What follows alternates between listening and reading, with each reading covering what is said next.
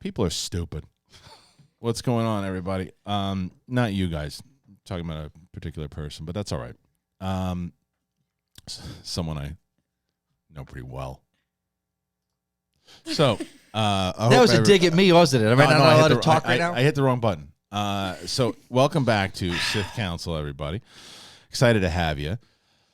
Going to do a lot of things here today. A lot of questions that came in, a lot of good questions that came in, a lot of stuff about Disney Plus, Obi Wan Season 2. The main topic, as you see, we're going to get into the discussion of after Thor: Love and Thunder.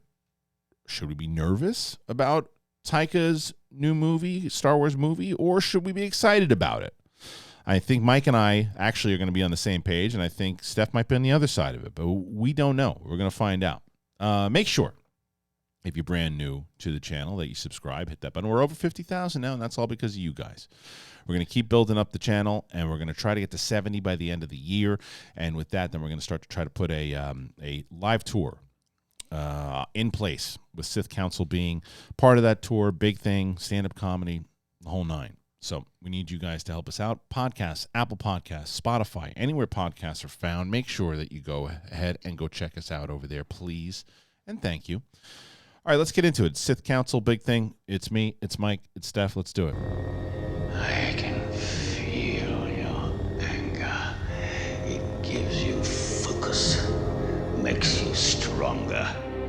What's up, everybody? Welcome back to the Big Thing Edition, Sith Council. Happy to have you. Next to me, Steph Sabra, the Darth, and the three-time defending Here he is. greatest Inner Geekdom champion that we've ever seen in the SCHMOEDOWN. Look at him, you son of a... Yep. And look at all the stuff he's done. I don't think there's an argument to be made. This is the greatest Inner Geekdom player. I agree. That I say that. But you know why? You know why I am? You know why I am? Why? Because, and I see us as Sith Council. Sith Council is kind of a good analogy for my IG because it's a team. It's a team that accomplishes a lot, and people love seeing us as a team, right? When only one of us is in here, there's just two of us. The fans are kind of like, it's not Sith Council. Right. But when the team is here, Yeah. as a team, then it's Chef's Squad kiss. goals. It's a sad pitch. Shut your mouth. So I hate you so much. No, you don't. There's going to be a lot of stuff that we talk about in the future that we can't talk about now. But Let's talk about Star Wars, shall we? Let's talk Sith about Council. Star Wars. There's some stuff. Class. There's not a lot of news going on. Oh wait, here we go. There's not a lot of news. You're gonna get my nuts again. Who you know? Why does my back look like? You know, it's funny. Bateman came in here, and he everybody who has been hit with this wide shot, not knowing about it, has got the had shorts on. Like, everybody had shorts. What's wrong with shorts? We're in California this summer. It's nothing wrong with shorts. It's the fact that once you wear shorts, you know, in a wide You can shot, see your balls. yeah.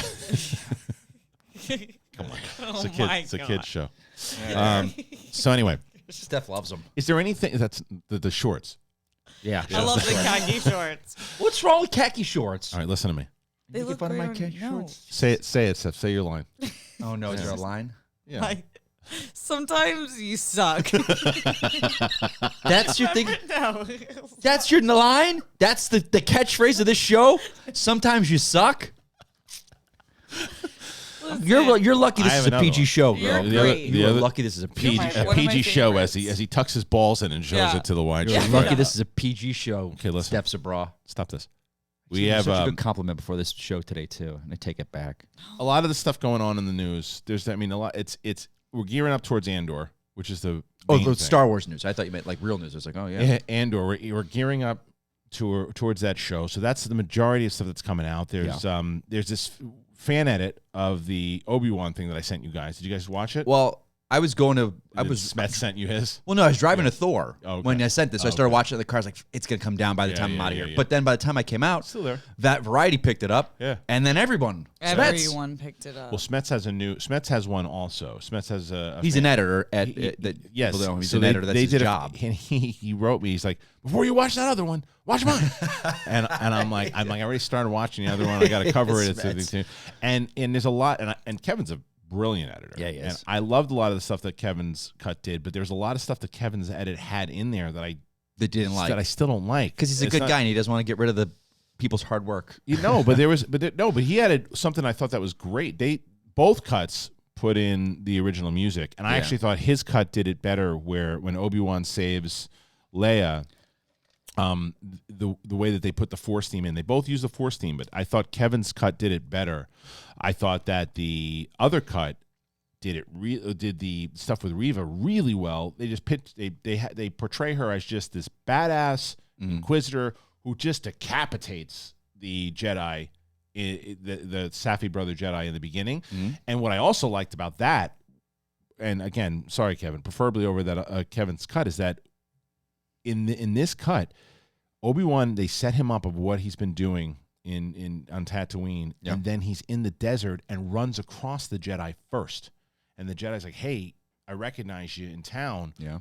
And Obi-Wan's like, "Go bury that thing in the desert and don't get involved." And then when the Inquisitors come in, he's still involved and he gets decapitated. They show him decapitated in the damn square in this cut. And I thought it was so effective. Is that like someone created the effect of that? Yeah, I think so. Okay. And it worked. It worked well. I mean, Disney would never show anything like that, but the way that they did it, I thought was really good. Steph, what did you think of the cut? Yeah, I really liked it. It did pick like the best parts. The part that like was crazy is that every news outlet covered it. It was like fixing the awkward pacing issues. I like the show overall, but it did fix the issues. Like there's a lot of scenes that were just unnecessary in hindsight. And when you have a show, why we like shows better than movies now, a lot of us, is that every moment you're like, oh, thank God we got this extra moment that we wouldn't have gotten in a movie. Right. And this was a reverse, which is a new, Yeah. I'm torn on this whole stuff. You didn't watch the whole thing. But I don't need to. Oh, okay. I'm just saying overall, because anytime, and again, the guy who I went to his Instagram that did this, and this is not the Smets one, and he was like, his like hashtag fixed it and stuff. I'm like, you didn't fix anything. This is the filmmaker's goal of what they wanted to do. So whenever our people like, and he didn't like, he made his version. I saw the version of like the one guy's like, the fans like, this guy fixed Cad Bane. And the guy that did the edit of switching the Cad Bane to look more animated was not one of those guys that I hate the way it looks. He was just a great guy, like computer stuff. You just wanted to make the it a little Damons more... know him really well. And so I'm always torn. It's like, well, the filmmakers, that's what their goal was with this. Like, do you guys watch Star Trek Strange New Worlds? No, I heard it's good though. It's phenomenal, but it's also storytelling where every episode is episodic. It's like there's no overarching, oh, they've got 10 episodes that tell this story that they're doing. How are they going to get to it? So it's kind of a throwback to old school TV. Yeah. I'm enjoying it so much more. We're so used to this content now. Mandalorian, Boba, Ms. Marvel, where it's like 6-10 episodes, and they're going to tell that story, so we know we've only got this time. Right. I feel it almost does a disservice. Do you think we'll ever get a Star Wars show that's episodic?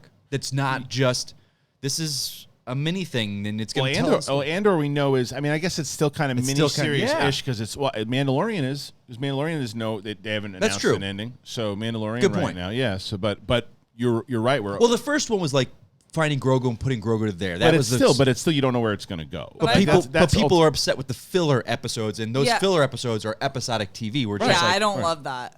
It's not my favorite. Yeah, so you're younger than us, so you're of a different generation. Yeah, I like the serialized storytelling. Okay. But I do too, and I think the Mandalorian has that. Some are great. I think this is a conversation of whether or not there's, because I agree with you that I think you do put yourself in a position when there's only 6 episodes, especially if they're only like half an hour, 45 minutes. Yeah. It's like you got to fit so much in. I mean, look at Moon Knight. Moon Knight's another one where it's like by the time there was so much that they did in episode 5 that by the time they get to 6, it just felt like everything was crammed into one episode, and it's like, well, because you knew they had to do that because there was only so much time.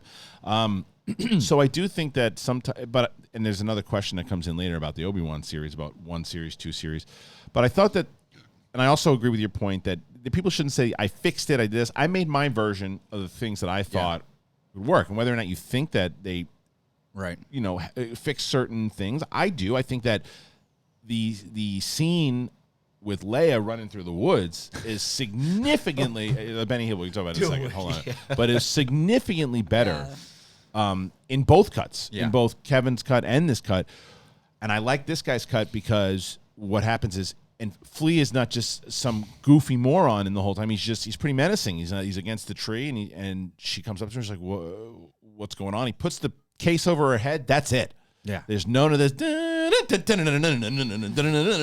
edit, whoever did that after our show last week. And you know what's funny is that there was one that actually already existed before we even brought it up. Oh, yeah, someone really? already thought about it, which is even better.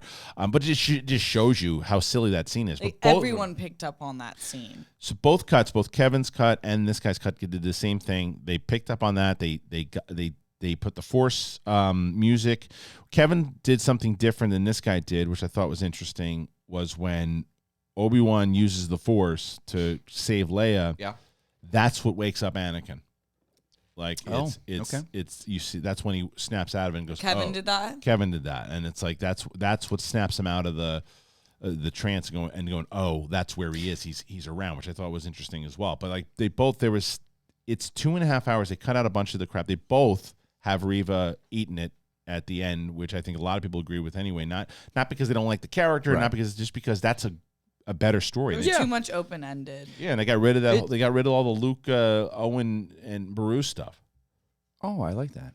You liked the Yeah, fighting? I like that. Beru the badass at the end? Yeah. I mean, it doesn't kind of fit because we never see her Totally. again like that ever. That's what I mean. How the stormtroopers take them out. I know. But back They can do then, that. like It's 9 years. I think, and I feel like 50-year-olds back then I'm gonna give him couldn't move like 50. I'm going to give him a point. I'm going to give him some points because I'll probably never hear the end of this. But Bibbs makes a good point. Sometimes we think something is like, it's cool. It's like, oh, it's cool. But it really doesn't fit the story. But we think it's cool, so we like it. Yeah. Like, yeah, that moment was incredibly cool and got all the fans like, oh, I'm a Beru stan now because what she did and Beru with all the memes and. Oh yeah, but it that's just doesn't aggressive. fit in the doesn't story. fit. It doesn't. I agree fit. with him I too. agree. I agree with him as well. agree. I would say my favorite part about the fan edit, though I haven't seen Smets yet. I will watch that, but it's that they extended the old Darth Vader Anakin scenes. And like they just made a little more, like not that much, just like a few seconds more of Anakin's face or more flashbacks. And to me, it's like when you're talking about a person who was a Jedi Knight and his best friend and brother turned to the dark side, you have serious PTSD. 100%. And they only showed one scene, like maybe two scenes, I think, in the show where he's having like PTSD and like connecting with him. And I think that should have, like, I liked how the fan edit did that more. Well, it's funny because everyone and there's a question. Shh, be quiet. There's a question that comes in later. There's a question that comes in later about do I still think that this should be a TV show as opposed to a movie because this is a 2.5 hour movie that works. Yeah. No, I still stand by TV because my thing, because all this shows, this fan edit, even though it's put together in a great 2.5 hour presentation, it was the pacing and the cut and the difference of how they told the story inside. You could have still done that and shot different things inside of that. Each, let's say there's 4 or 5, made it a 4-episode miniseries or 5-episode miniseries as opposed to 6. But you could do all like that with stuff a different B plot. But do you think, different B plot. But even the way that they did it inside of this fan edit cut, like if they would have put certain episodes as half an hour and ended differently on, you could still, it's the pacing of it and certain moments that were cut that were silly that didn't need to be made. Like again, that's the scene with her running around in the woods. It's like that. When you're watching that episode, a half an hour episode, and that happens, it takes the air out of it, and you go, that didn't feel really good. But if you're watching the same episode, and he puts the thing over her head, and it's like, oh, what's next? It's like it's not the fact that it's TV versus movie, it's the fact that it's the way that it's being presented, and it's just that you're watching it and from the comfort of your own house, going, oh no, that just felt bad, and you start thinking, and you take that into the next scene. Because you just have this bad taste in your mouth, as opposed to being on the edge of your seat going, well, who took her? What happened? And then you want to get to the next scene. It's like these little things that people don't understand, like subconsciously as you're watching. So no, I still stand by TV because Mandalorian clearly for 2 seasons has proven TV works. I think the choices on both Boba Fett and Kenobi, for the most part, there were a lot of stuff that I just think weren't handled great. And Boba Fett, how many different directors did it have? 4 or 3? Let's see. Robert Rodriguez did a lot of them. Yeah. There was the Bryce Dallas Howard. Yes. And then Filoni. Did Rick Fumi? No, he didn't do. There was the guy who did the Mortal Kombat. Oh, and yeah. Then, and then Kevin Turner. and then who's the woman who did episode 2 or 3? Oh, she was really good. It was like Karen Grace, or it was like so she was 2 simple words. So she was, but she was really good. Yeah. She was really good.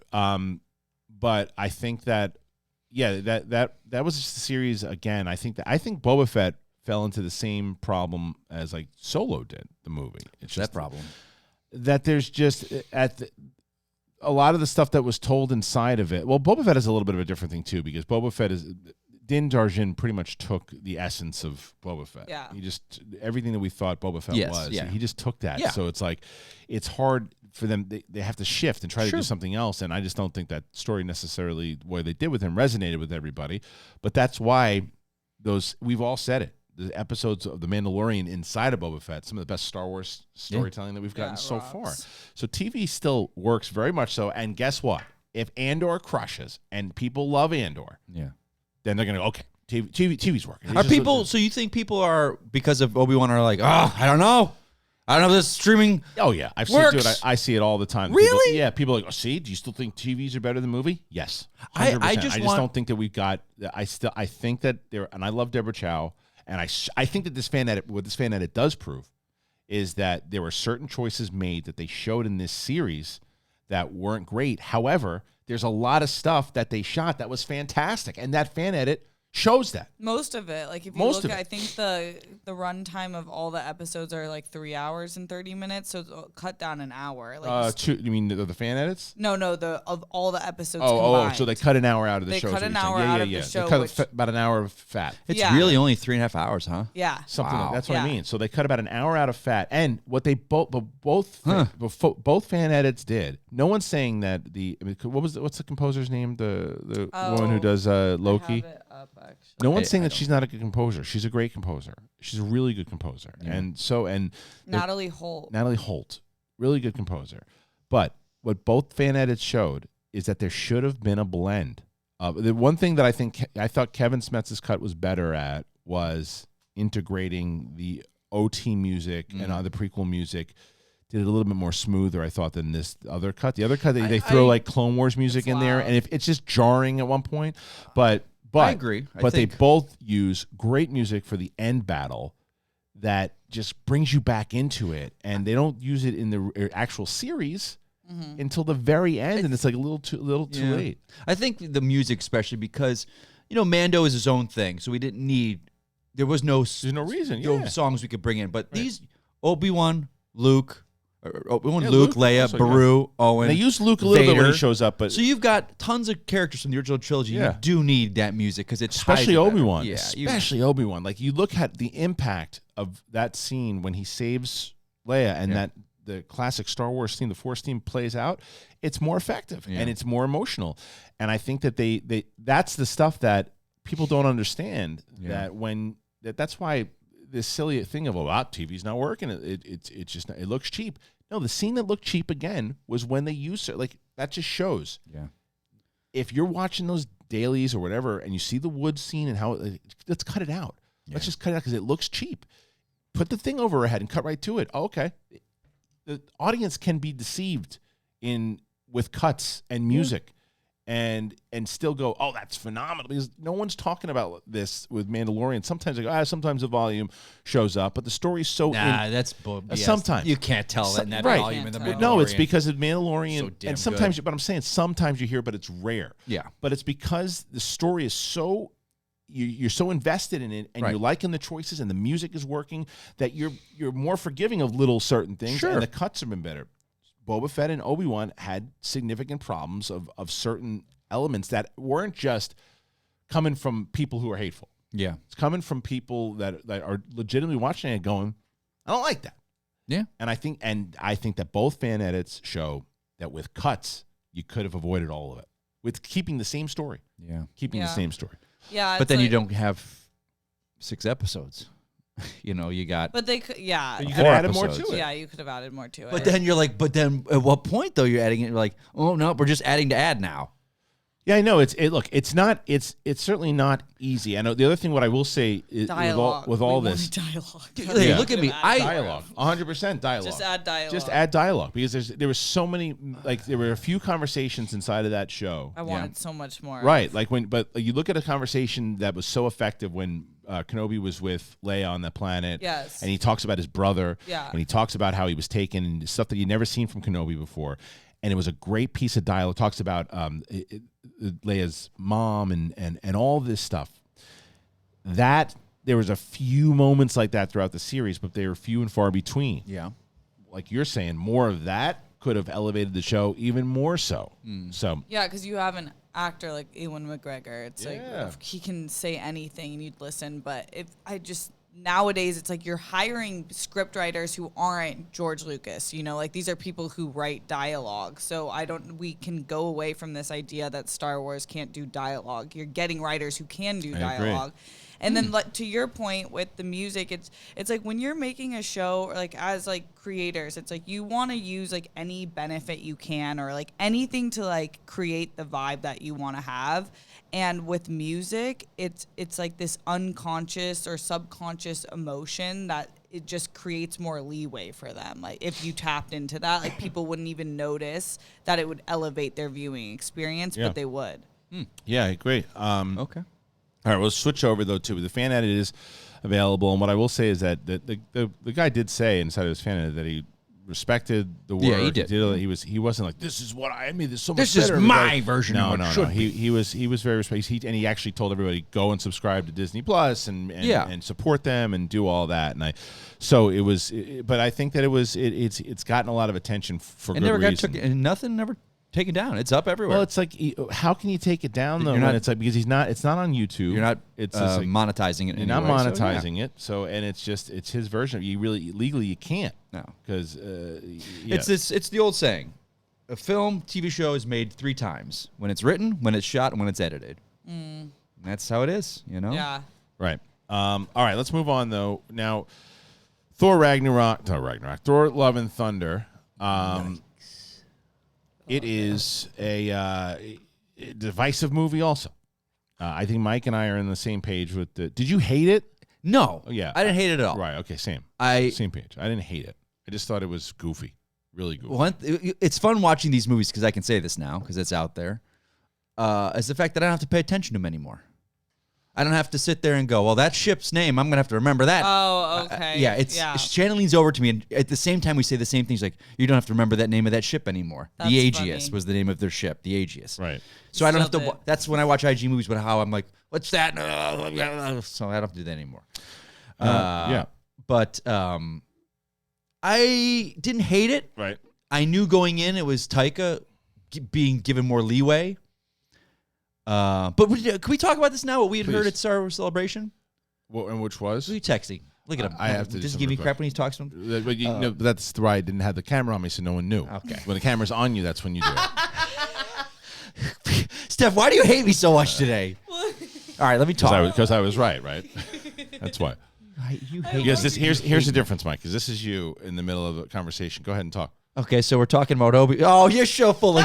Get out of here! You're some nonsense. What are you doing, Mike? Notes. Notes. I have notes. Here's my notes. What's the notes? I hate you both so much. I hate you both so much. Yeah. Go ahead. All right. Well, what did we learn? I forgot what I said. Celebration. What did we learn? No, remember we talked about. Oh yeah. Can we talk about that now? Yeah. We won't say names. Just don't say names. No, you said to me, you're like, hey, so we always hear stuff about these Marvel projects. I had heard for a while that Miss Marvel was awful, and they're saying the actress is bad. It's wrong. Completely false. Completely false. She's the best thing about that show. Really good. She's the best thing about that show. Yeah. And I had heard She-Hulk's having some problems, but we both had heard that Love and Thunder was having a lot of problems. It was all jokes, and there was no ending to it. And they didn't know what to do, and it was pretty. And they were still doing reshoots. And again, I don't know what to take this with. Some rumors you hear that are true, others not. But this, I took that one. I took this one pretty solid from where we heard it. But now seeing it, I'm like, oh, that's 100% true. Yeah. It was joke after joke after joke. You could tell. They still didn't know where they were. It was a stand-up comedy show. And it was. But I think that there were a lot of people who, and she's not alone, that loved the movie. Of course you did. But you loved it? I loved it. Loved it. There's a lot of people that loved it. Winston loved it. MCU. Winston said the same thing. And I had the same reaction you did. But the reason why this is all relevant inside of this conversation is because the conversation first at Star Wars Celebration was that Kathleen Kennedy was still sticking with 2023 December. We're getting Taika's movie. Yeah. And then Taika comes out while he's doing press recently saying, I haven't even started writing it. I don't know. Not sure. Now, they didn't announce it at the panel. No.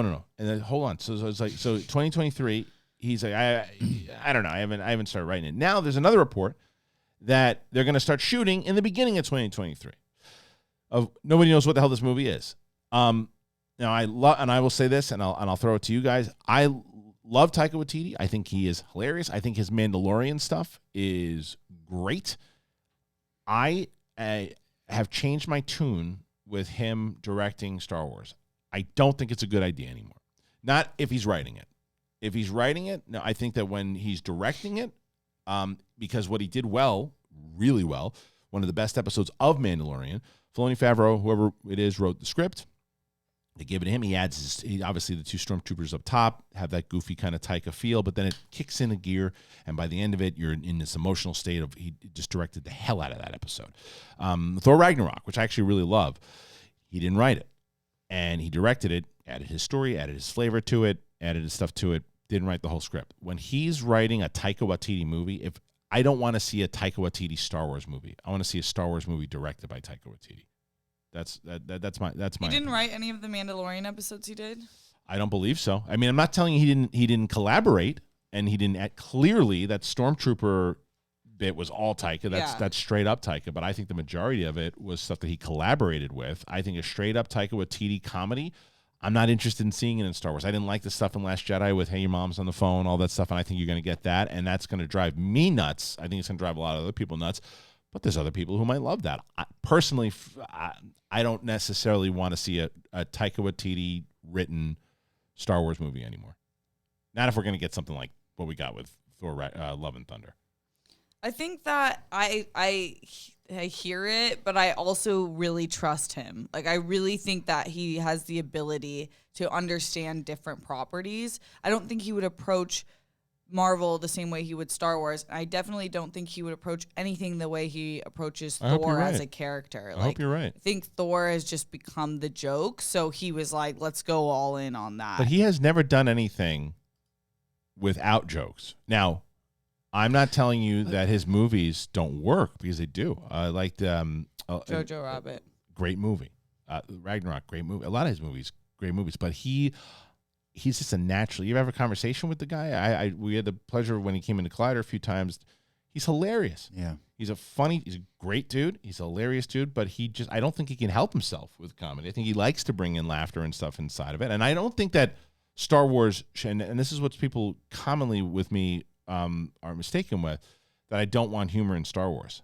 I love humor in Star Wars, but it's got to, and this is one of the reasons sometimes I think that even in Marvel, it's got to feel like it's actually coming from the character, and it's not just there for a bit, like where Downey, when he says, "Don't embarrass me in front of the wizards," I feel like Tony Stark would say that in the middle of it. It was set up that he would say that kind of stuff.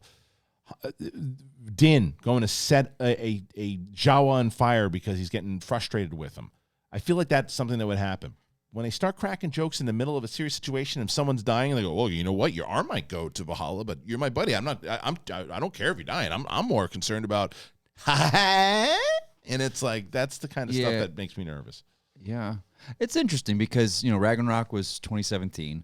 Then we get Thor and Infinity War and Endgame, completely different Thor. Yes, and now he's back to this other thing. So it's like pick and choose which one you're going to be. I don't. Felt like a parody at times, didn't it? Yeah, it was like the whole Zeus scene. Oh, dude. Don't even get me started. It felt like Meet the Spartans. And I think we're going to get that in a Star Wars movie. That's like what an Imperial officer. Now, do you want that? Hold on. You're going to have this. You're going to have the Imperial officer come on. He's like, "Well, flip his cape. Look what's here we have here. Some rebels." No, I don't think so. I don't know if we're going to get Spaceballs here. One is the gods. One's the gods, which there's a lot of hypocrisy in gods. Obviously, Zeus, historically, thematically in his... Yeah, but wait, Steph. There's a difference between arrogance and then total buffoonery. No, Zeus was the worst. Apparently, of course he was. Course, but he wasn't seshing with my dress. That scene. But we're going. You come this is to the stage and talk on the stage. We all hear you. Yeah. But I flicked too hard. But this is a different conversation altogether. But I do understand what you're saying, that because he showed it in Mandalorian. Right? That he can blend those two together, because I was nervous when I saw that scene in Mandalorian. I'm like, is this going to be the whole episode? Which one? The two guys at the end? Two stormtroopers when they're punching. It fit. But I was worried that the whole episode was just going to be... There's humor throughout that episode, but it's the humor I'm talking about was Star Wars humor where it's just little things that the characters would say. And he didn't write the whole damn thing. So because what I feel like with that scene, he was like, what if these two stormtroopers do this and that? And then they're like, yeah, go ahead, go for it. That sounds funny. He throws it in there, and then he directs the hell out of the rest of it. I just think it's going to be joke central. Did he say when he's talking about the writing, he's like, I really want to go into an area that is not attached to anything? Yeah. He doesn't want to involve like Skywalkers, and which is good, because here's another reason. But I also feel like it's going to be like, hey, we're not attached to this sacred stuff. Let me do what I want to do. Let me do what I want to do. Let me do what we do in shadows. He's going to learn any lessons from here's the thing. The movie made a lot of money. What I love about him as a director is when you hire him, that's who you're hiring. The same thing happened though with Lord Miller. Raimi too. Raimi also. Right, Raimi. People, for as much as I'll say this, the Phase 4 of the MCU is not hitting for me. Yeah, same. But I will say this. I love the swings they're taking. 1 through 3, Phase 1 through 3, it all looked the same. And they wanted, and it needed to be. All the directors are kind of shoehorned into this funnel of the MCU, and it works. People complaining there was not enough different stuff. So now we're getting these filmmakers. Marvel's like, go, do everything what you want. And these things all look different. But I would rather them go. You can't have both. You can't have them both. I agree with you. But when it comes to Star Wars, here's the issue though that Marvel has that Star Wars doesn't. Marvel has a lot of the good faith with their films because of what they've put out over the last 12, 13 years. Star Wars doesn't have that right now. You're right. New trilogy didn't hit the way that they wanted it to. I'm not talking money. I'm talking about overall with the fans. Rogue One is now, from most people, the premiere movie that they did, and it felt the most out of the 4 movies that they 5 movies. The 5 movies that they did, that's the one that people, I think, and it's gained more traction as it's gone on because it fits into the trilogy itself, into the original trilogy. It fits in more so. It feels more like it fits in as far as tone and everything too. And I think a lot of people, and there was humor in that.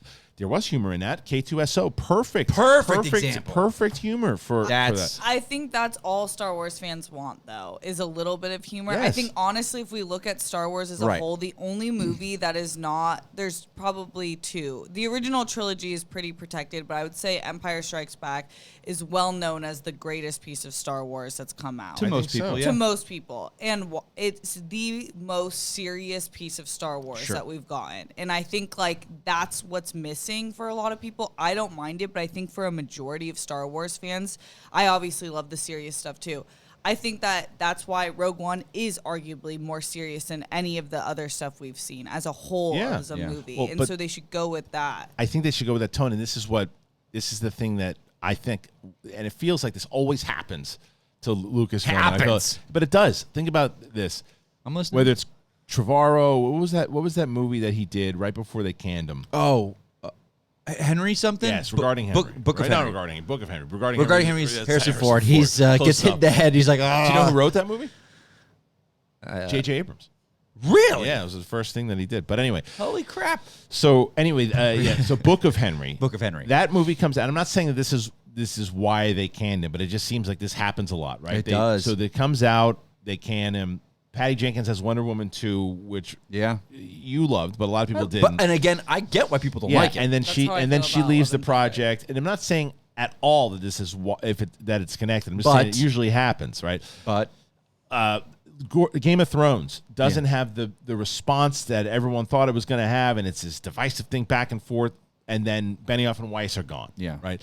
So, and there's probably more examples as you go through it. So here's now we got Taika, Trank and Fantastic Four, right? Trank and Fantastic. I mean, that was Four. a lot of his, but he did a lot of this stuff too that got him canned. But yes, that's another great example. So, but it happens a lot, and now they're like, all right. We got Taika, and he just did Thor Ragnarok, and everyone loves Taika. And now this is the first movie he's done where everyone's like, it's interesting to see the turn on him now. Sucks. It's great. so messed up. It is messed up.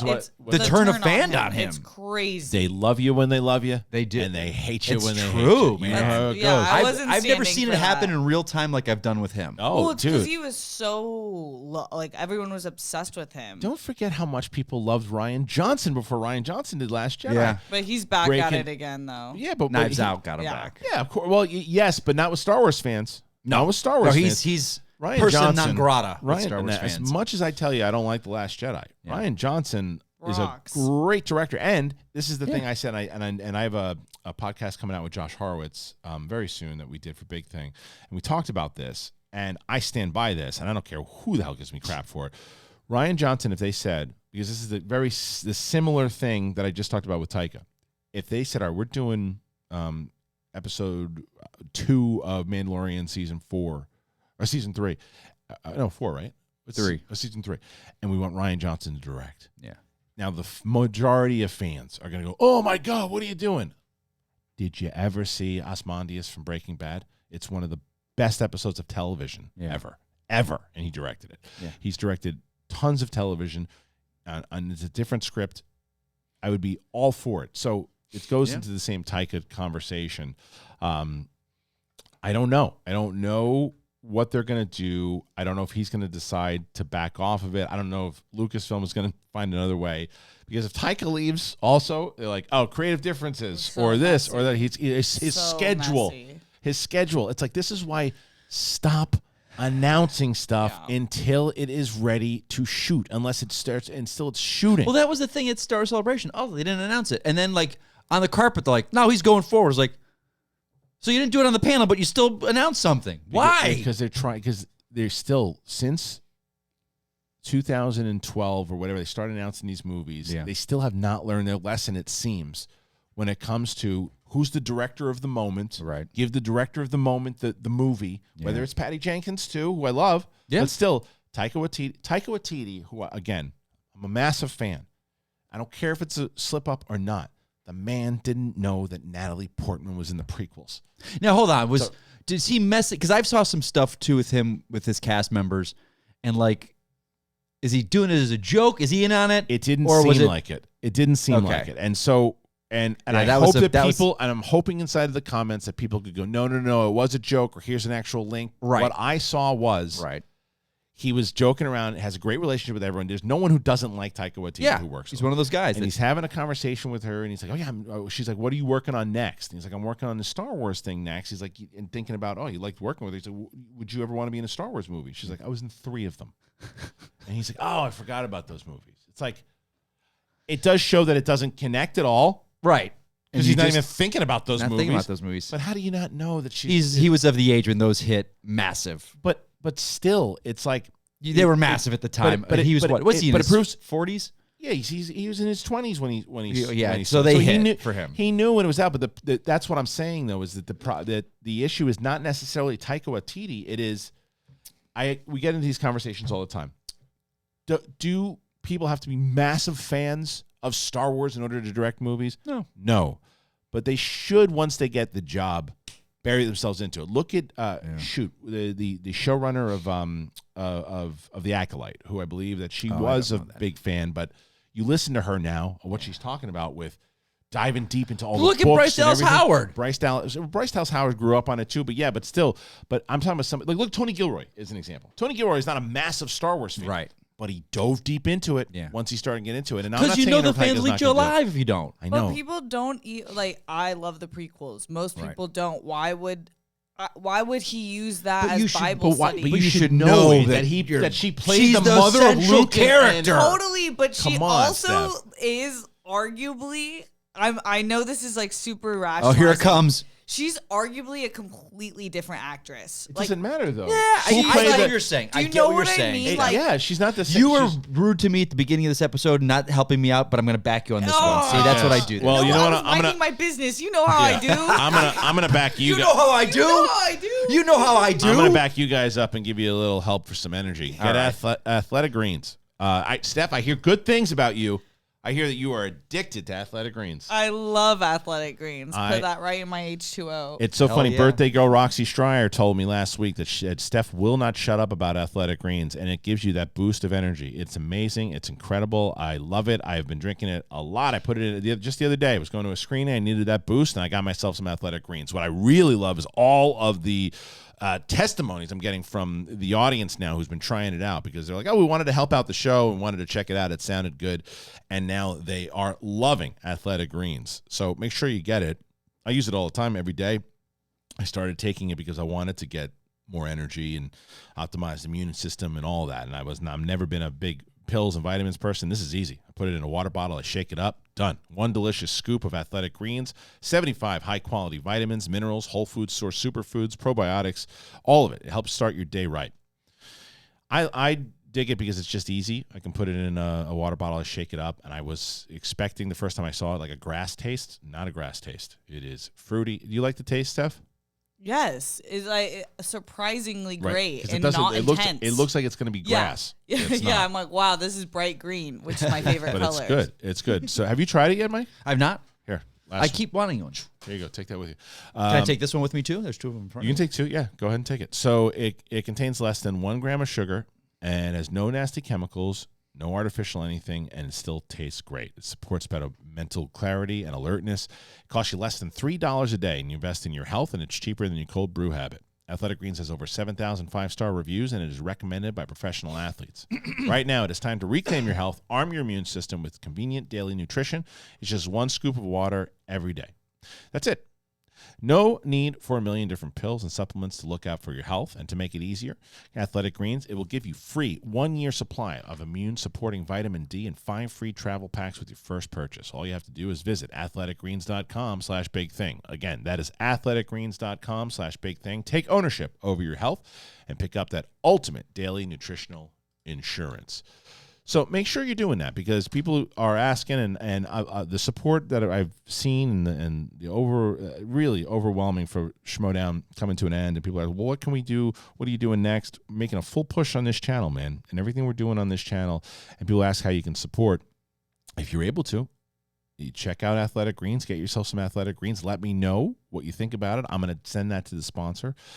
And there you go. Steph, did you use the code when you ordered? Yes. Okay, good. What are you talking about? Discounts are my thing. You have to. Discounts are your thing. That's what Hot you do. girl discount. Yeah, you use big Oh pick. yeah, hot There girl you go. discount. All right, so we talked a lot about both. I mean, hell, we're 40 minutes in. We already talked a lot. Talking a so lot. I'm going to try to get these questions. We got a lot of questions that came in, too. So Do we answer though? Oh, we didn't answer this real quick. what do you want? Steph, Taika Waititi. Oh, Do you want to see his movie or not? Yes. do I want to see his movie? Of course, I'd like to. I mean, if he does the But movie, didn't you just I'm say gonna see you it. can't go for it anymore? If they said it was canceled, I wouldn't be upset. Gotcha.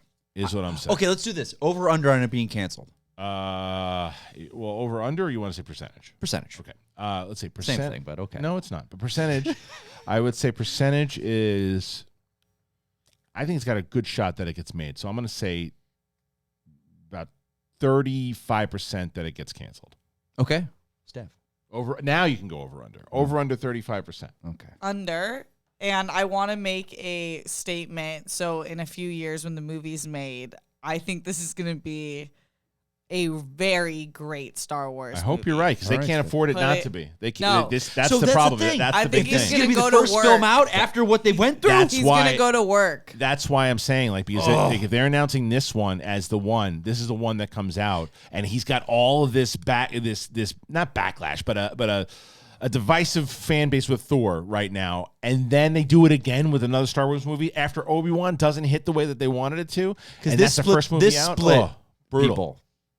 Yeah. Love and Thunder split people. In a way that you hadn't Yes. seen in Marvel. Yes. a while. Yeah, It's I haven't not- seen this in a Nasty. while. More than in the multiverse. Most which I was people, like, there what? are a lot of us that are like, okay, not like I thought it was great that they let Raimi make a film. I'm like, this is a mess. Because this is the The difference. difference is comedy.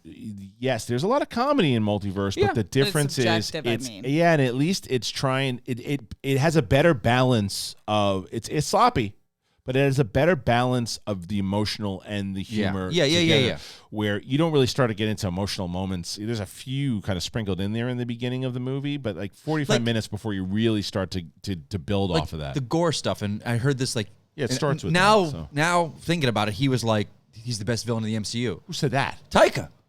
But now, Really? now I see why he said it. But he's this great empathetic character, and then he's doing a Jim Carrey moment with the kids about story time and a Right. dead head. Right. I'm like, what? And then the thing is, his whole point was like his daughter died. That's why he's doing this. So your next bad thing to do is you're going to kidnap a bunch It of children? poisons you. Did you miss that But part? it killed. Yeah, but that Like, part doesn't bother me much because bothered of me. what Steph's talking about. But anyway, look, let's.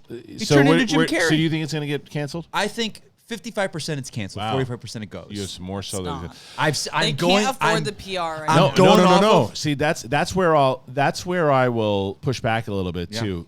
The PR will not be good if they lose Taika. You're right, but if what's worse? What's worse for them right now? Which PR is worse? If they cancel it. Here's Lucasfilm again. They did it again. But again, it's not very far ahead. We don't know what it is. Or they released a movie. It's another joke fest. It's not going. Okay. I'm just saying, what if it is? You might very well be right. And what if it is, and it's another stinker of a movie or another divisive movie, I should say. Divisive. That goes back and forth with fans. That's what they can't afford more of. I think Taika should keep doing TV for Star Wars. Yeah. His Star Wars TV is excellent. Stay away from the movies. Stay away from the movies. That's fine. Let's try to shift it up. Let's go back and establish because what Benioff and Weiss were supposed to do, right, from what I heard, was the establishment of the first Jedi and the first Sith, kind of Game of Thrones style. Set that up. Set that world up. That's a way to set that up. Get away from all the goofiness. You and knew the silliness. that comic was a Tad and Bink, the two stormtroopers, Tad and Bink. Those weren't them, though. No, I know that. But they had that. Wasn't that their names? The comic book. The comic book. Yeah. Now, what if he did a series like that? Like Kevin Rubio would like that. What's up? Kevin Rubio, the writer, would love that. Like just a ridiculous thing that he can let his comic a series. Which is because but you can't do a movie. You can't do because you're pitching couple $100 million film. You make a great point because you're pitching it that way then. Right? Because if you're pitching it as like we're making a full-on comedy with Star Wars, we're going to go zany with it. We're going to have some fun because these are what these characters are. Then you go, okay, because I think that's what I can't even tell you how many comments I saw with Thor that said, we saw your non-spoiler review or we saw a non-spoiler review that prepared me to go in expecting a big old comedy, and because of that, I enjoyed it more. Yeah. Because it's not pitched that way. You see that, well, it's a Taika film. Of course it's going to have humor. Balance. Every Marvel movie has humor in it. Yeah. It's balance. And without balance in Star Wars, that's a recipe for disaster. Balance of the Force. Yeah. All right, let's try to get to a couple questions here. I keep cutting you off. It's my fault. No, it's not. There was a lot to talk about. Eric Lozano, we talked about this briefly. I'm going to start with Steph here. Steph, is Rogue One the best Star Wars movie in the last 20 years? The best? You're on the last spot, 20 years. Steph. It's not my favorite. It probably is the best. Force Awakens your favorite? Yeah. But 20 years. That's a fair answer. So that doesn't include A Phantom Menace then? That's not 20 years. I know. That's what I'm saying. 20 years. So 20 years? Absolutely. Yeah, so Mike, the same thing though for is it the best and is it your favorite? Ooh. Because because I like Steph's answer a lot. It's like, I have a soft spot for Force Awakens, and I the more time goes on, Phantom Menace for me it's not 20 years. I know that. Yeah, so out of the 5 new movies. Yeah.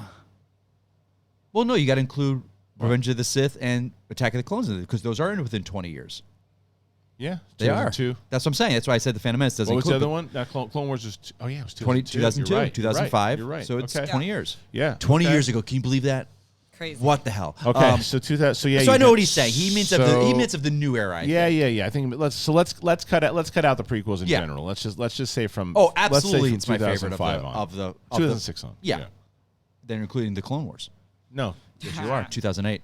Oh, eat my feet. Well, hey, talk to a 3-time IG champion here. Eat my feet. That's another shirt. But yes, Rogue One, absolutely. Okay, yeah. So I feel the same. It's funny because over the years, I love Rogue One. Well, because The Force Awakens, and we said this on our rewatch. The problem with The Force Awakens for me, every time I watch it now, I enjoy it, but it just leads to nothing.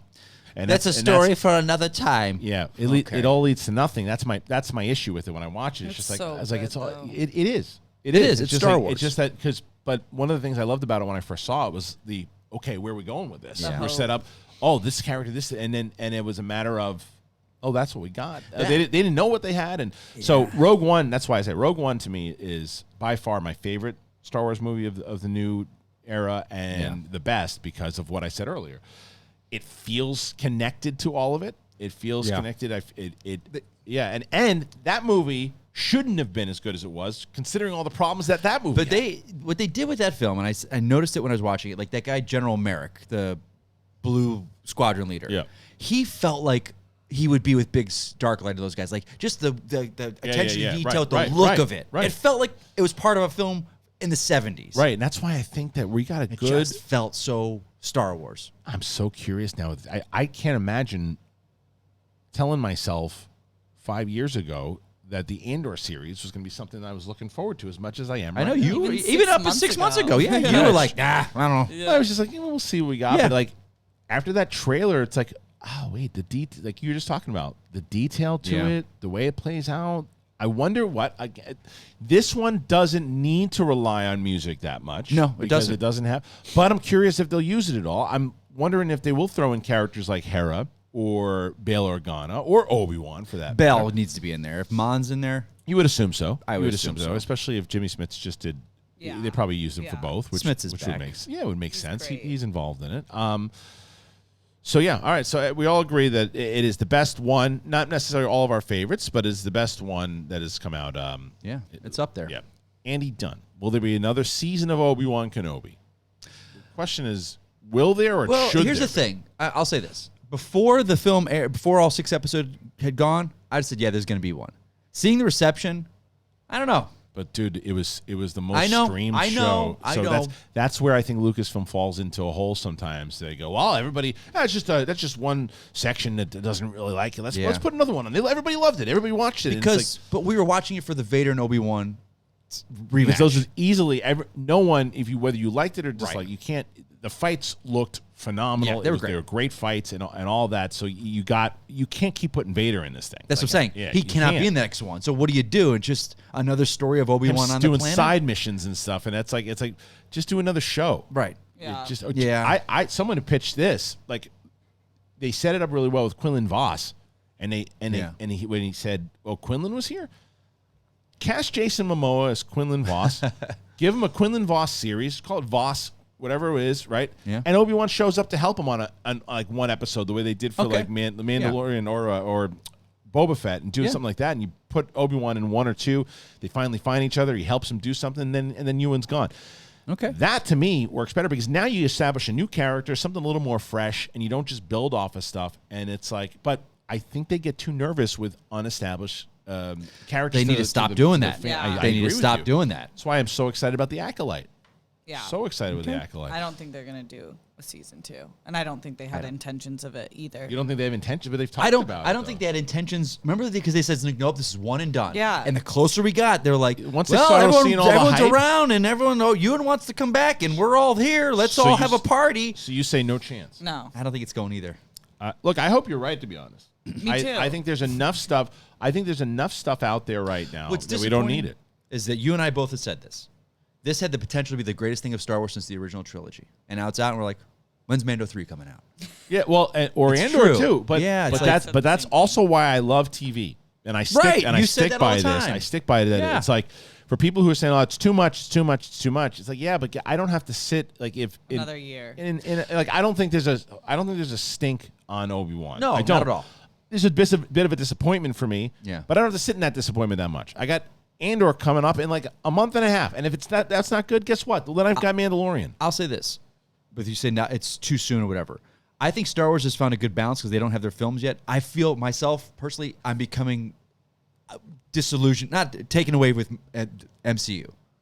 It was like Too Doctor much. Strange. Yeah, it's a lot. Then Miss Marvel. Yes. Well, Miss Marvel's not even over in Thor. And the fact that Miss Marvel got sandwiched between those two and lost, and it's the best thing out of the three of those. It's pretty good. Yeah. It's like it's too much. I'm You know why? I'm overloaded. But here's why. Here's the difference. But I'm not with Star Wars. I'm not overloaded. But here's the difference of what I think for Marvel. Why I agree with you is that with Star Wars, even though it all kind of connects inside of the same universe, you don't have to watch it in order to enjoy the other thing. I don't care what Feige says. If you don't watch certain things, you're lost. You're lost. Like, how? You're lost. Anyone could watch Doctor Strange and not watch WandaVision. That's what he said. You don't have to watch WandaVision. How? In order to get emotionally involved, you have to watch WandaVision. How? Yeah, you'd be so confused. Yeah, how? I thought because I can't remember who said this, but someone said they took their mom and was it you? Yeah, and then the mom was like, I thought she was a good guy. And so I had to pause it and then give her an entire rundown on WandaVision series. You have to. You have to. No idea. Right. And now if Loki and Kang is going to be the big bad guy, you don't have to watch and you Loki. Know right. That's what. So that's why they do, and it's like a full comic book series, which is what they've but they've also earned it again through what they've done. But of course they have. Tatooine, but Star Wars is great like that. It is. You don't need to, like for me, I have not finished Clone Wars or Rebels. I'm enjoying the hell out of all of this. Right. But you guys both get more out of it. Now, and we'll definitely get more out of Ahsoka from watching Rebels. Yeah. What's that planet that's the cold planet that you love so much on Empire Strikes Back? Hoth? Hoth. You didn't know what Hoth? You know why? Because I don't need a blanket on Hoth. You do need a blanket on Hoth. You need a really good blanket on Hoth, and that's why you get yourself a puffy blanket, a RUMPL blanket. That's what they all have on Hoth. They all have that on Hoth. Thank you, Steph. That was a dunk. Thank you. They have RUMPL blankets on the planet Hoth, and you guys need to get yourself one of those blankets. Have you had one of those? I'm just looking at them right now, and I absolutely need one of those. Oh, Are you kidding me? cold. They are great. I actually, so my daughter. I want one of those so bad. I'm going to give you the code. So I love these blankets. I love them. And I wasn't expecting to love them as much. When I got one from RUMPL, I took it to my daughter's soccer game, and it's just so comfy. I didn't want to leave. Daughter's practice was over. I'm like, I'm laying down on a blanket. Leave me alone. There aren't a lot of blankets out there that can withstand the great outdoors. But RUMPL has over 135 prints. It's perfect for the indoors, the outdoors. You take it to the beach, take it camping. Because Mike, I know you go to a lot of these places, especially when you go on your little vacations that you go. You should make sure you get one of these because there's so much that you have, whether it's weatherproof, it's durable. These cozy blankets, they're made with the same technical materials that are used in premium outdoor gear and activewear. RUMPL's on a mission to introduce the world to better blankets. They recycle over 5 million plastic water bottles a year and offset their carbon footprint. Each blanket is made from 60 recycled water bottles. Their products are weather resistant, they're durable, they're most importantly cozy. They make products that can be used in the great outdoors, or you can just put them on your couch. So this is for Mike, and it's for Steph, because I want to hear Steph's review of this as well. Save 15% off of the 15% off with the code BIGTHING, or visit rumpl.com/bigthing to learn more. I put an iCard up there for you to check it out. Same thing I say before. You've been looking for a blanket. You want to know how you can help yourself out and help the show out? Get yourself a RUMPL blanket. And same thing. Tell me what you think. Do you like the blanket? Do you love the blanket? Let me know. All right. Next question. Now, I know we're not going to get to all these questions here today because we had so many topics, so I apologize. John Morgan. This is an unpopular take, he says. The 2003 Clone Wars, the Tartakovsky ones, are better than the 2008 series. Have you seen them? Yes, I have. Do I remember it? Yes, I do. Thoughts? I don't think this is as hot of a take as you think. I think I don't. I think it's just because there are not a lot of people who have seen the Tartakovsky. Have you seen the Tartakovsky ones? They came and they kind of went with no fanfare and hype. They weren't canon. That was the other thing that came out. They weren't canon. What? No. So that was because who is the bad guy in that? That's got the gray neck. He's like a long neck with a head on the end of it. It wasn't Grievous. Grievous is one of the big ones. It was a different one. And then Asajj Ventress. No. Is because they show how he had like tattoo markings down his neck. I'm not sure. They show I think. I'm pretty sure it's Grievous. It wasn't. But they show Anakin. I'll find out. Look up right now. I'm looking that up right now. That's fine. That's you doing notes. But they have Anakin is they show him how to get his scar. And they show all the stuff with Asajj Ventress, and it is great. It's really good. They're short. They're like 3 minutes each, and they piece into like one big episode. It's like more of that like classic Batman animated series. Like Samurai, was it Samurai Jack? Is that what it was? Yeah, but I don't think it's better than the 2008 Clone Wars, but it's kind of unfair. It's like an unfair comparison in a lot of ways. Yeah. Like one is connecting a story and filling in like eras that were really important to us as fans, and one is just really good content. Well, and the other one is the main one for the Clone Wars with 6 or 7 seasons that they put out. George Lucas was very heavily involved in them. Not that he wasn't involved in the other ones, but he was in the writer room all the time. It was an extension of his stories, extension of his writing. So it's just a different conversation. Yeah, for sure. The final season of Clone Wars has my heart. That's like maybe my favorite. Great. Yeah. All right. John Hollyfield. If Kathleen Kennedy is ever removed, I don't know if she's going to be removed as much as she's just not going to extend her contract or go somewhere else. I don't think she's ever going to get removed. No. But if Kathleen Kennedy, let's say, ever leaves as head of Lucasfilm, who do you think would be a good replacement? That would bring the business savvy as well as an actual knowledge of Star Wars. Well, that's a hard question.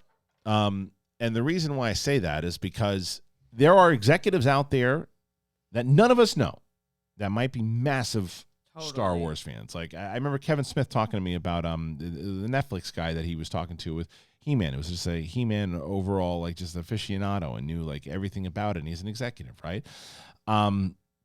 So I don't know which executives are out there that could do both. Now, I think that when you look at someone, everyone usually says these 3 names: Favreau, Filoni, or Kevin Feige. Those are usually the 3 names that I usually throw. You have something? I got the picture of him. Let me see. That guy next to Ventress. It's Grievous guy. It's not Grievous. It's Grievous. That's Grievous? Yeah, that's Grievous. This guy right here? That's something about Zack Snyder. You're doing good. And then it was Dooku, right? Yeah, it's Grievous. That's Grievous? Yeah. It's just different look. Yeah. Is it before he got more robot? No, is he human? It was the first introduction of him. Is how they introduced him in that series. Oh, okay. Yeah. All right, my fault then. It's all right. You'll be all right. So but anyway, what the hell? I had a good point until you. What the hell was it we were talking about? You messed me up there, Mike. Yeah. Let me go back to the question. sorry. Hold on. Kathleen Kennedy. Kathleen Kennedy. Oh yeah. So Feige, executive-wise, so the three names: Feige, Filoni, or Favreau. Those are the three names that are usually sent out, not including millions of or thousands of executives that we don't even know about that could take it over. But let's use those three names. Yes. Who knows if any one of them would even want that job? Because Lucasfilm is not just Star Wars. Right. It's Indiana Jones. It's Willow. It's other tons of things, managing way more. Lots of than stuff. Just the creative. That's why I always say, I don't know what happened with Obi Wan. I have no idea. There's certain there was the rumors, whether they're real or not. There was a script that we heard about that the guy was working on that they had. Kathleen Kennedy didn't like a lot of it. She wanted to make some changes. They brought it in for a TV show. There were some changes she wanted to make, and then they maneuvered around it. I don't know how true that is. Yeah. It could be it could have been Deborah Chow going, I'd rather do this, this, and this. Yeah. It could be Filoni and Favreau coming up and saying, I want to do this, this, and this. Just saying some of the rumors that I heard. Right. And if that's the case, I don't understand why she gets so involved creatively, trusting your creators when you don't. She doesn't have to love Star Wars. She's not a big Star Wars. She's not a Star Wars geek. You're not gonna if you sit down with Favreau and Filoni, you probably talk to them about Star Wars.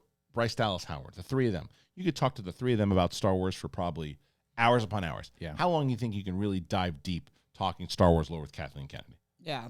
I don't know. Is her husband Gary Marshall? Frank Marshall. Gary Marshall? No. Gary Marshall's been dead Frank for about Marshall. 2 years.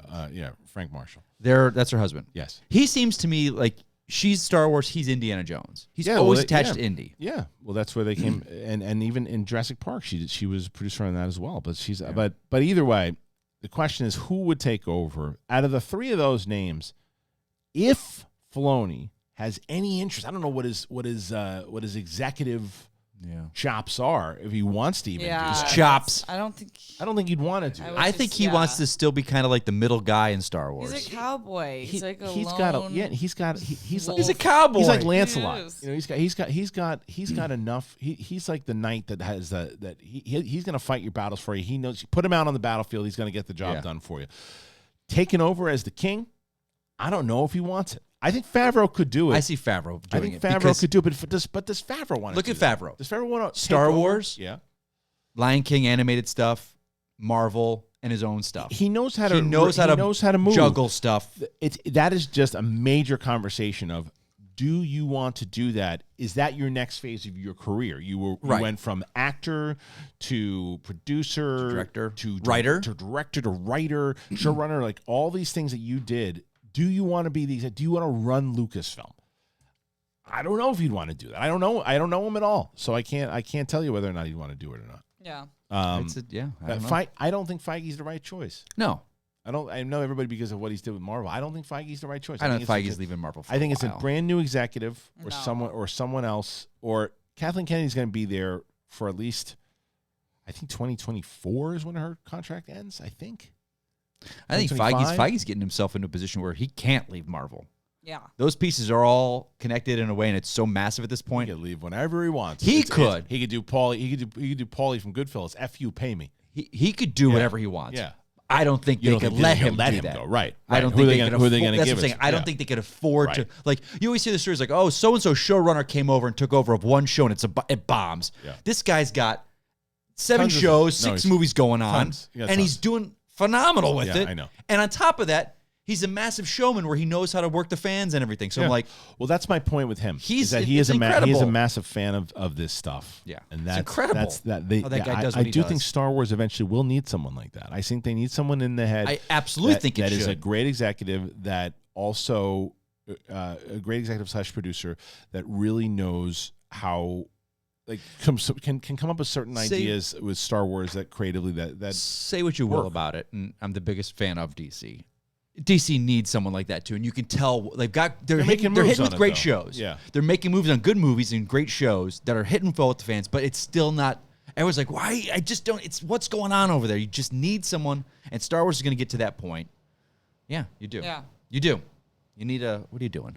Relax yourself. Muting me again? No, not muting you. All right, let's get to one question. Then we gotta end the show a little early today. Oh. Thunderwolf, Kristian, you should read Shadow of the Sith book. It has a lot of great stuff about Exegol, Rey's parents, and Ochi of Bastoon. I actually have it. I think it's on the shelf. Ochi Bastoon. That's the guy that left his ship and gave him the knife with the directions on it. Yeah. So I actually do have the book. I just have not cracked it open tall. Yeah, I haven't even cracked it open, but I hear good things. I think PJ was reading it. PJ said that he loved it. Just said he loved it. All right, I lied. We're doing another one. Bruce Crawford, the great Bruce Crawford. Do you think that Emperor Palpatine will appear in the Galactic Senate in the Andor series? It seems like it from that shot in the trailer. Now, normally I would say, well, but wait a minute. But he's so old at that point already, and he's already decrepit. And he's the Sith Lord. And looking at Sith Lord. So why would he show up looking like Palpatine? But then I can't remember what it is. It might be Rebels or something else too. They've already established that he's putting on an image to... Oh, come on now. No. This has been established. Like, there's like an image... Like, he's putting on an image to people that... Like through the Force, he's making people see him as younger? not through the Force, but I think they... See, that's different because that seems like that's in person, but through like holograms and stuff. Oh, he's a fake thing. Like, I'm in this room. I look fine now. I'm okay now. Like, I'm back to my original state. I'm on vacation on... More like he recovered from it. But Hoth with my...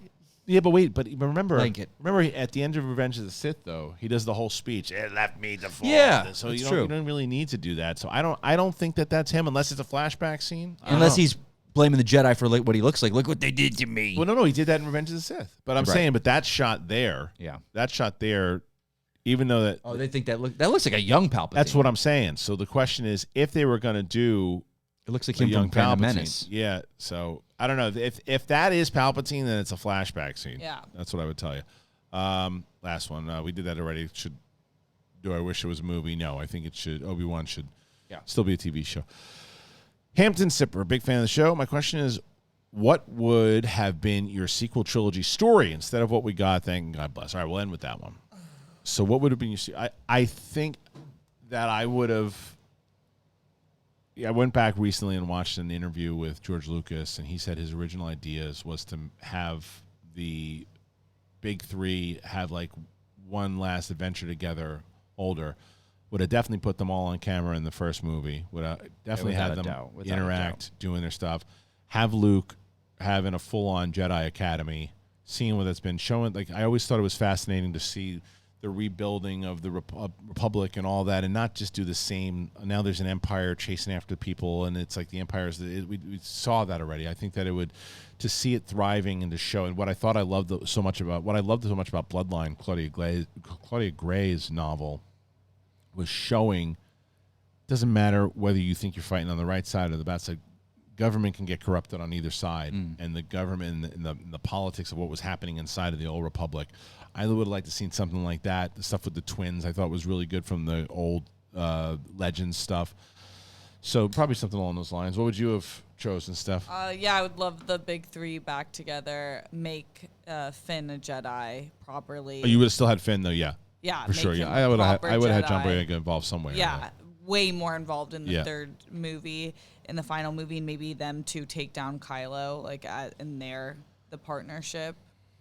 And keep Kylo bad. So you would have kept all that type of story with the Resistance and all that. You would probably keep. It's hard to say. I would have to I haven't really gone into a big thought of what I would have done. Sure. I just know that what they set up in Force Awakens, I was good with. Yeah. And so if we're going off that, then that's what I would have wanted. What do you think, Mike? I would have not done anything what they did. Yeah. Completely different. I would have had the big three, Jaina and Jason. Yep. Teenagers. Yeah. Almost hitting 20s.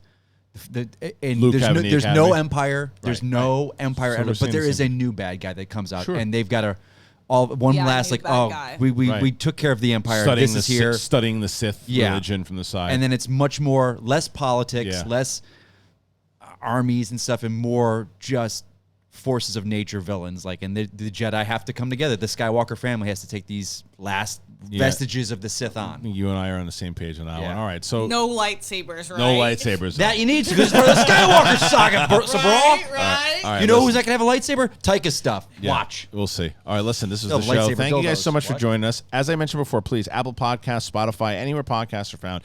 If you haven't already done it, please subscribe to the channel. Check us out. We have the links for both RUMPL and Athletic Greens in the link here. And I thank you guys so much. We'll be back next week. We're going to have a special guest on. Tack Peter is going to be on the show. So we'll be having a great conversation there. Make sure you're checking out Friday Night Titans as the remainder of the season. Movie Trivia Schmoedown is coming to an end, season 9, and October 1st now. That's the other thing, by the way. October 1st is going to be the Schmoedown Spectacular. That is a Saturday. We moved it. It is no longer going to be on the 7th. It is going to be on the 1st. So, all right, thank you guys. I appreciate you all. We'll see you. We'll catch you on the flip side. Thank you to Steph. Thank you to Mike. Peace. I can feel your anger. It gives you focus, makes you stronger.